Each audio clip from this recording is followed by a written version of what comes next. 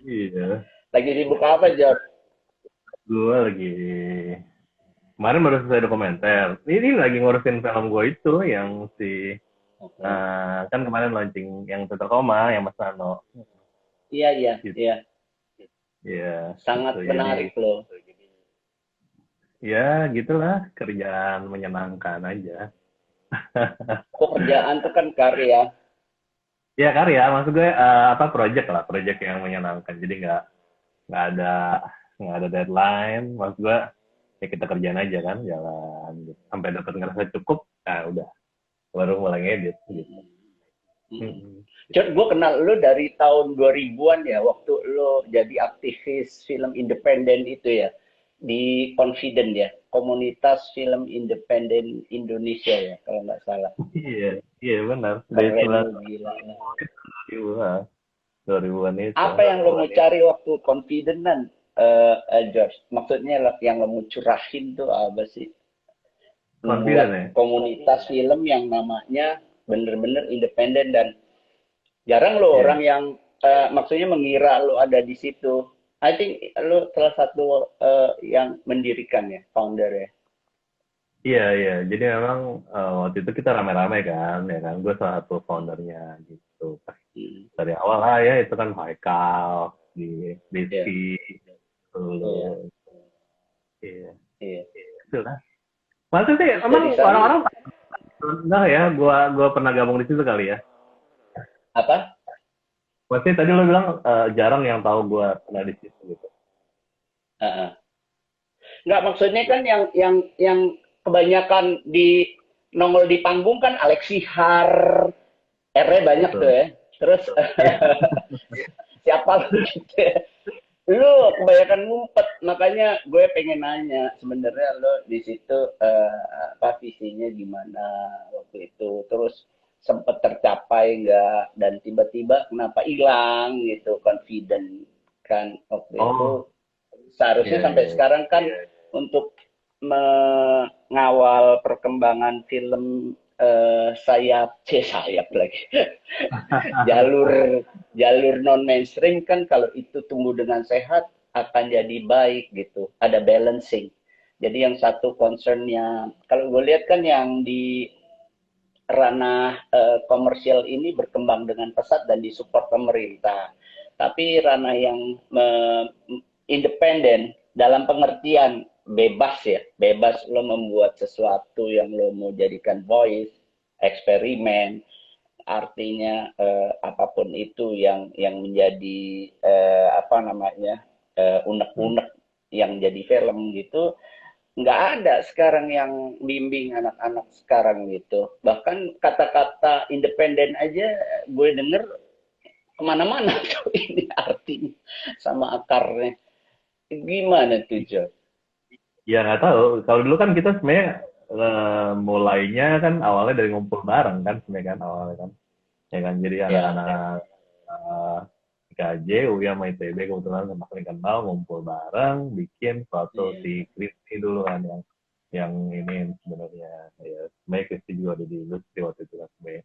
Habis itu ya udah bikin gitu. Jadi ya sebenarnya kalau dibilang nggak tahu ya kayaknya kesimpulan anak-anak yang dulu kayak Dono segala gitu kalau dengar mm, ngomongnya mereka mm, kasih teman-teman sih semua kita sih gue juga ngerasa tercapai lah maksud gue ada dampaknya dalam artian ada dampaknya ada cuman memang kembali sekarang uh, kalau lo bilang tadi nggak ada lagi yang lanjutin mungkin benar juga maksudnya nggak ada mm, lagi mungkin nggak ada yang segitunya mungkin lah kira-kira ya oh iya mungkin ada cuman mungkin nggak terlalu mungkin lebih sporadis kali kan gue juga nggak tahu lagi skenario secara kayak apa timnya independen secara jelas tapi ya nggak tahu kayaknya sih gue rasa sih ada dampaknya tetap biar gimana pun gitu. bagi lu perspektif film, perspektif lu apa sih film itu, George? Pengen dengar, pengen tahu gue, Oh, aduh, kayaknya lu dari sudut yang ini pandang lo. tapi perspektif masing-masing lah ya. Kan gak Kalau mau. iya dong maksudnya. Kalau buat gue film tuh ya seperti akal katanya aja, ya, apa gambar bergerak kan, kita bercerita apa yang kita mau dan buat gue film yang asik ya, yang kita kan medium berkomunikasi, kita mau ngomong apa sama audiens kita gitu. Ya. Dan nggak ada bener salah, nggak ada bagus jelek, tapi nggak ada bener salah dalam mengkomunikasikan itu, tergantung orang dia yang kita mau ngomong apa dengan cara apa gitu. Dan sampai sekarang itu menjadi pegangan lo berkarya lah ya. Artinya dalam menjalankan proyek-proyek ini gitu ya. Ya iyalah, kira-kira gitu ya. Sejauh itu kan kalau kalau apa? Kalau misalkan kita bikin sesuatu ya tinggal tahu peruntukannya kan, sebenarnya buat apa, terus ya kan, tujuannya apa. Ya tinggal ngumpulin tim yang sesuai kali ya, gitu ya kan. Ya, ya. Kan masing-masing punya gayanya. Gue dari dulu tahu lu tuh penggemar personanya Bergman ya, film Bergman kalau gue nggak salah. Tapi dari dulu lu ngejar-ngejar gue aja sampai ke ujung dunia cuman mau minjem Bergman itu tuh persona yang zaman dulu tuh maksudnya tahun 2000 ya, nggak seserem tahun 1960 ya, nggak setua itu ya.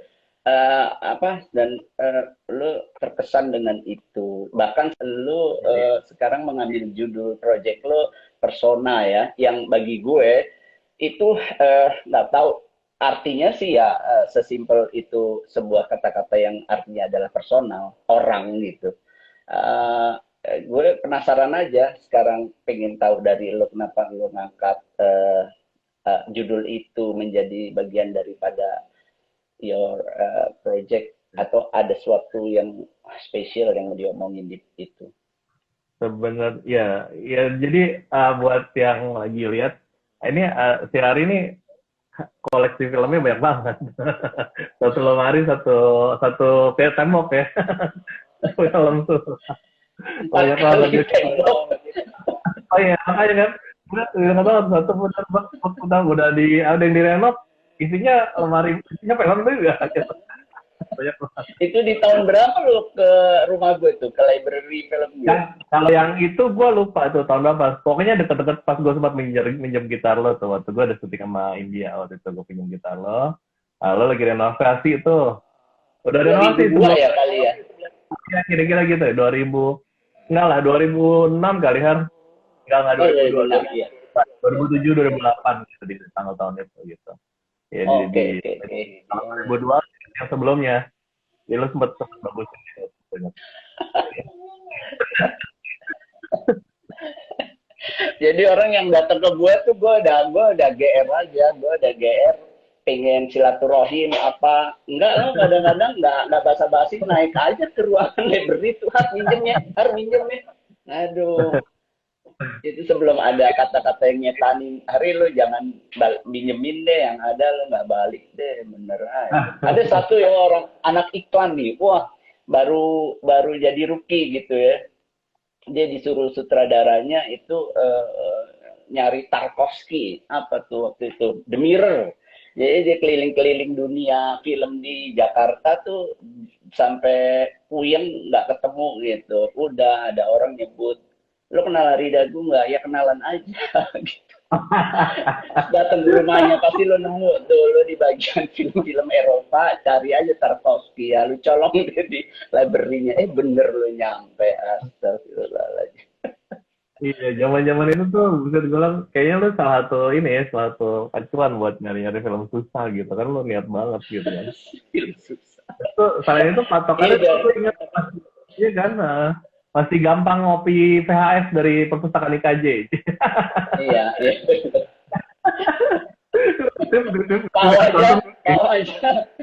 Bawa aja kejang-kejang. Loh, kok si Hari punya freak ya? Maksudnya ada film freak gitu yang dia nyari, buset nih, kepikiran aja gitu.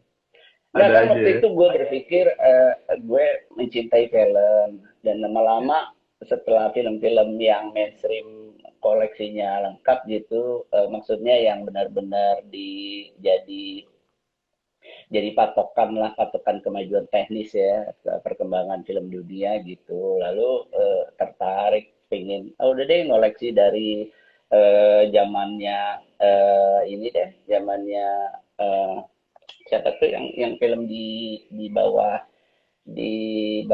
kafe itu, Jod, film pertama dunia, Jod. Brothers ya, Lumiere Brothers gitu ya.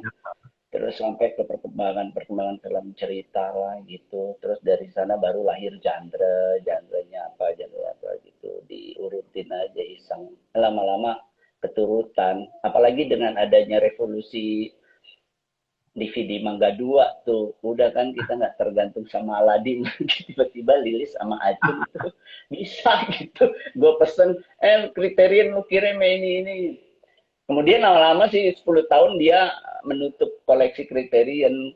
Gue tanya kenapa, Cung? Yang mesen lu sama John Derantau doang. Gue nggak laku yang Criterion. Ya, lalu larilah kita ke Bangkok kan. Di Bangkok ternyata Criterion banyak gitu. Kalau lagi beli itu dua koper gitu. Sana harganya kan kayak permen juga. Gitu. Kalau masih rapin semua tuh, masih banyak. DVD semua itu masih koleksi udah nggak ada, udah nggak ada, udah gue hibahin. Lepas ya? Banyak banget tuh. Lo rapiin kan? Sedih. Kenapa? Maksudnya itu harta karun tuh. Lo rapiin kan dulu, gue inget tuh. Lo rapiin. Rapi banget. Kan susunannya dari pertama film muncul, abis itu lahir genre fiksi, habis itu baru ke mainstream gitu kan. Habis itu juga kita iniin ke art movie, terus gitu-gitulah. Iya. Sedih deh kalau lihat, kalau inget. Tapi ya udah. Ayo dong jawab. Balik lagi ke pertanyaan tadi. Ya. Gue sih sebenarnya mungkin judulnya kebetulan sama aja, cuman gue nggak ada relevansi. Maksudnya nggak referring to that film gitu sih, Mar. Karena kan sebenarnya secara layer persona itu kan kalau di psikologi kan artinya topeng sebenarnya. Persona itu bukan personality. Jadi kalau kita punya kepribadian personality, nah persona itu topeng yang orang lihat. Jadi orang bisa punya persona ramah. Iya, jadi orang bisa punya persona ramah, tapi sebenarnya orang gampang betean gitu. Kayak gitu, ngerti nggak? Jadi kan kita real self-nya atau yang kelihatan, ya kayak inilah sosmed itu kan persona gitu, ya kan? Kita highlight lo gitu, ya kan? Persona bukan lo gitu. Nah itu gue coba ngaitin antara naik turunnya panggung, ya kayak skripsi gue lah, itu kan lanjutan skripsi gue, atau kalau tahu skripsi gue. Skripsi gue kan itu kan, jadi soal diri, kan, nyambung, ya kan? Gitu, dia ketemu dalam acting. Nah ini naik turunnya panggung bertahun-tahun seorang aktris cewek yang kita jadi jadi cermin aja buat carian orangnya, orang teater Indonesia. Iya. Lu tertarik banget sama hal-hal yang menyelubungi dan terselubungi gitu ya, sampai gue curiga lo kayaknya akrab dengan itu sehari-hari atau terpaksa menggunakan jurus persona. Bener nggak sih kira-kira? Apanya maksudnya? Maksudnya ketertarikan lo adalah karena itu bagian daripada kehidupan lo yang paling akrab dengan diri lo, yaitu topeng bukan topeng tanda kutip ya. Dalam menjalani hidup, lo merasa lo lagi bete juga lo harus ramah kayaknya gitu ya. Lo lagi kesel dengan situasi juga lo kayaknya berpikir 1000 kali untuk ngomong di sosmed dengan murni dari perasaan dan gaya bahasa lo. Lo harus menata gaya kalimatnya, pendekatannya atau diksinya gitu-gitu nggak sih? Dan itu menjadi kenceng kan sekarang. Apalagi betul. Ada sedang dunia sosmed ini subur gitu. Exactly. Jadi kan memang sebenarnya yang menarik sebenarnya keberadaan sosmed ini sebenarnya harusnya kita sikapi secara sesuai namanya menurut gua. Itu social media gitu ya. Ada sosial media bukan personal love. Kalau lo nganggap itu sebagai personal love itu udah salah banget tuh. Ya kan orang sering sometimes mulai bikin YouTube segala macam ngarepin like banyak atau mau apa gitu, itu kan kayaknya itu jadi ngontrol gitu, ya kan, tuh jadi personal love lo, padahal itu social media, ya kan, sosial media lagi, ya namanya media kan udah lain lagi tuh, bukan personal love gitu. Kalau lo udah nganggap itu personal love, ya itu yang jadi mungkin bisa jadi episode-nya. Ya, tapi 90% ABG akan sebagai itu. Dia nggak akan terjerumus ke sana gitu melihat hal ini karena nggak ada pendidikan ini sebelumnya. Tiba-tiba kan ujuk-ujuk bam, personal media meledak dan itu dicontohin di Amerika ketika meledak. Gue inget banget saat Twitter diperkenalkan gitu. Gue nggak tahu ya Demi Moore dibayar apa enggak segala macam, tapi dia aktif gitu dengan statement-statement yang paling personal gitu ya dari emosinya gitu ya. Jadi itu akhirnya diikutin dan sehingga ada kecemasan perkembangan, ada yang tersinggung, disinggung sehingga menjadi ada yang namanya peraturan gitu sekarang ya. Dan gue nggak tahu itu peraturan itu apa jadi joke apa enggak apa jadi malah kita mentertawakan itu karena itu seharusnya suatu yang tidak harus disikapi dengan rules gitu ya. Karena di sana kan yang namanya kebebasan kebebasan oral gitu dijamin gitu kecuali lo mukul orang kan fisik gitu itu baru melanggar tapi kan di negara yang bersangkutan yang tiba-tiba itu menjadi produk utama itu matters gitu dihina dan menghina secara apa namanya kata-kata itu menjadi sangat ini gitu apalagi ya yang nggak tahu ya, gue nggak tahu ini peraturan ITE ini apakah itu emang tadinya asli untuk yang sekarang ini atau memang itu eh, transaksi ini transaksi internet. Hmm, hmm, betul sih. Itu sih Iya sih. kira-kira. Kok jadi kemana-mana ya ngobrolnya gile ngobrol film lah jadi kayak begini. Tapi emang film kan more larger than life ya. Jadi sebenarnya asik juga sih menjelajahi kehidupan gitu ya, yang mana itu menjadi basic Iya. filmmaking dari setiap filmmaker kan. Kalau lo ke persona, ke apa psychology, ke psychological ya.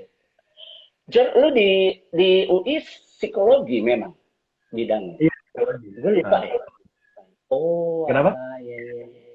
Ih, gue lupa lo jurusan psikologi ya. Oke, oke, oke. Pantesan lo kalau ngeliat orang kayak mau terapi semua gitu. Ya, kenapa? Lu berusaha memahami orang sebagaimana lu terapis gitu. Atau psikiatris gitu kan terapis. Tapi untuk gue ngajarin psikolog, bro. Kalau yang konsulting sama gue, minta bagian.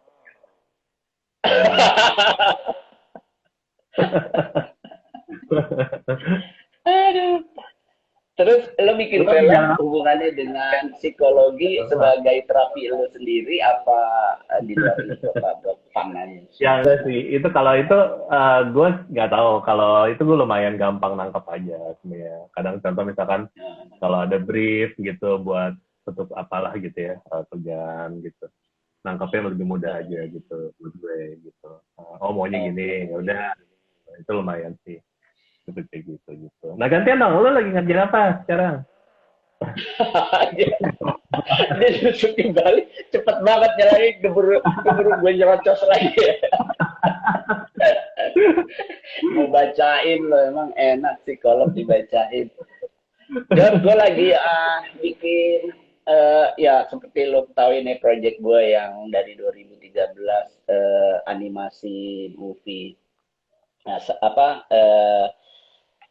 musical animation lah feature movie Kasida Berjanji itu lagi apa namanya berjalan masih pelan-pelan ya walaupun terpotong COVID karena pendananya bubar jalan gitu ya sekarang struggling masih kesana kemari dan ya masih ngeplan itu dan maksudnya ngeplan itu sebagai perjalanan panjang sampai ke IP segala macam sih IP konten gitu.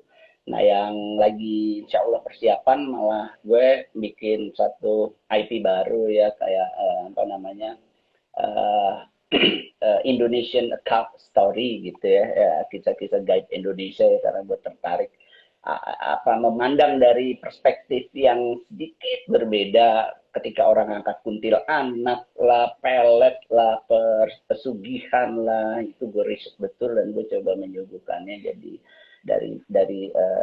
perspektif yang menurut gue pas lah itu untuk diperkenalkan baik untuk orang sini maupun orang luar gitu ya. Rencananya film itu juga mungkin akan berpart-part karena banyak kan isinya kan Indonesia lo tau sendiri ya, ada mall, ada teknologi, tapi santet jalan terus. Ya kan, teluh jalan terus gitu. Lo ke parlemen, kemana segala macam, isinya dari parlemen orang sukses gitu. Wah, saya udah minta restu sama mbah ini di kuburan ini mati. Itu sih yang gue lihat nih unik nih negara nih gue bilang. Itu dari sisi itunya nggak ada yang ngangkat gitu. Semua semua masuk ke dalam subjek itu sendiri gitu. Jadi gue pengen ada jarak dan dari jarak itu kita apa namanya capture. Lalu gue coba juga kebetulan pada saat kemarin uh, pandemi 6 bulan lebih ya, 6 bulan sampai 11 bulan, 10 bulan ya, gue aktif nulis ya. Ada juga satu action movie yang sekarang lagi dipersiapin, artinya juga koreografi sama action directnya lagi proses gitu. Mungkin akan makan waktu 2 bulanan juga lah untuk menyelesaikan mengcreate action package gitu ya. Uh, uh, yang menurut gue juga itu satu hal yang menarik. Isinya sebenarnya juga selain action juga ada banyak story lah yang hubungannya dengan sosmed, dengan perkembangan sinema, dengan perkembangan internet, dengan perkembangan bisnis dan political di sini yang gue rasa excited gitu kalau gue angkat jadi film hiburan. Itu sih Itu job yang panjang. sekarang lagi. Apa? Itu picture juga panjang.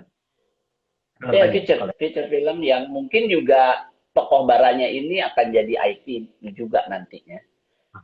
Enggak, gue ngomongin IP karena sekarang emang lagi gencar ya, bahkan pemerintah juga lagi seneng gitu ya. Ayo siapa yang punya IP kita support karena ini yang gue suka, Jod. Ini yang gue suka sekarang ya, di era sekarang ya, di rezim ini ya.